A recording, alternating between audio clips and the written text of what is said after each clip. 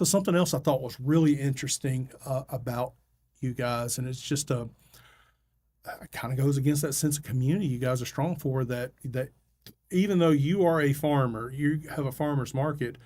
You let other people bring things into your farmer's market to be able to sell for them, to be Definitely. able to to enhance their quality of life, to be able to for Right. them to earn a living. It works out on both sides for that because we did not we wasn't even building a farmer's market out there. We were building a shed to clean our produce to sell at our roadside stands, and it kind of accidentally turned into a farmer's market. And then it turned into a very popular farmer's market. We wasn't expecting it. People, even the neighbors, were like, people ain't gonna drive out there to It's a y'all. nice place though. And it is, and we're very proud of it. But we noticed early on was like, we can't grow enough stuff to fill this market up. What are we going to do? And then at the same time, folks were coming around. Remember the elderly couple?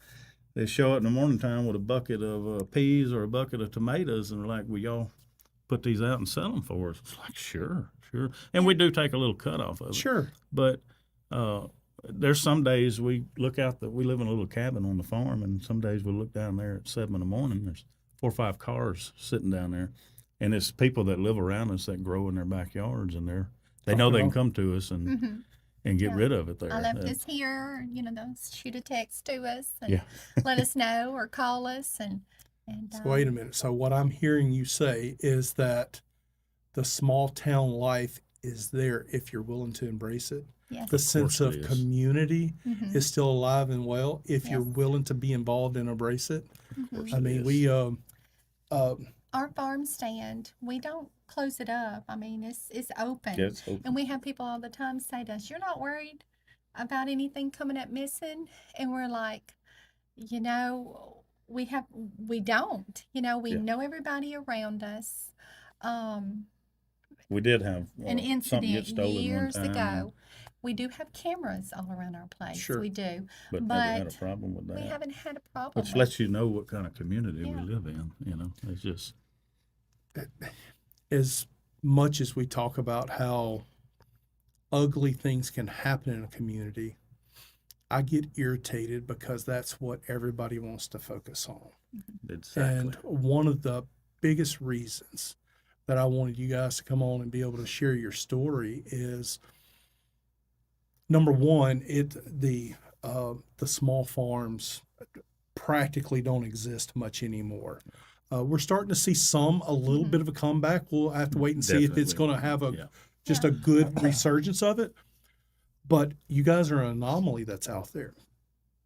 But the thing that really stands out is you guys are not just farmers. You're not just someone that has a little play area for kids. You're not someone that operates a farmer's market.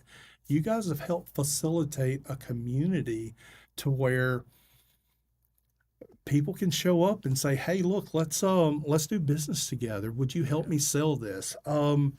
Would you help me figure this out? Come out here and bring your kids. You may not be able to afford to buy something today, but have fun. Maybe the next time you come, we'll have something that you want." Now, talking about that, looking through some of the notes you guys provided to us, this farm's been in your family over 150 years. Is that correct? The land is. yeah. hmm So And the it- land And- itself has. I was born into this peach farm.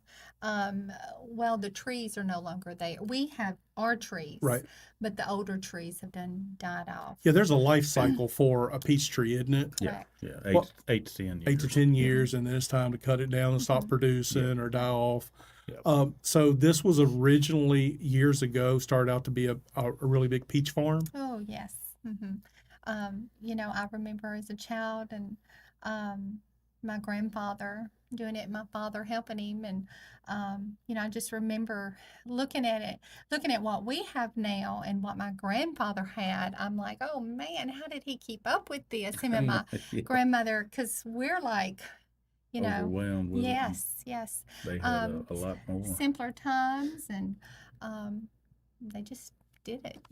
So I know after your dad passed, y'all helped in the old farm that was being run for a period of time, and then at some point, a shift was made, a decision was made that that farm's just going to stop operation, and you guys said, you know what, let's give it a whirl. That farm didn't stop operation. They're still in operation now. Another family member has it. Okay, but where you Yeah. guys are at now, where you took over, where you're at now, so how did y'all make that decision? So for several years we did what they call truck farming. We got and it was all peaches back then. It wasn't all this other stuff. We got peaches from her family, and we went and sold them at roadside locations, Okay. mostly down around the Lafayette area. And it was side money. We both worked jobs. She was in college and worked jobs, and I was in construction, and we just did it in the summertime, mostly on the weekends, and then it got more popular and more popular and more popular, and it come to a point where we was like, we need to do this ourselves, and you add in that some heritage on her side of the Right. family. It was kind of carrying on a family tradition, I guess. And then we went to planting peach trees and didn't. We knew what we was doing, but there was so many mistakes to be made, along with us working full-time jobs, building this out. Gosh, I don't know how we done So all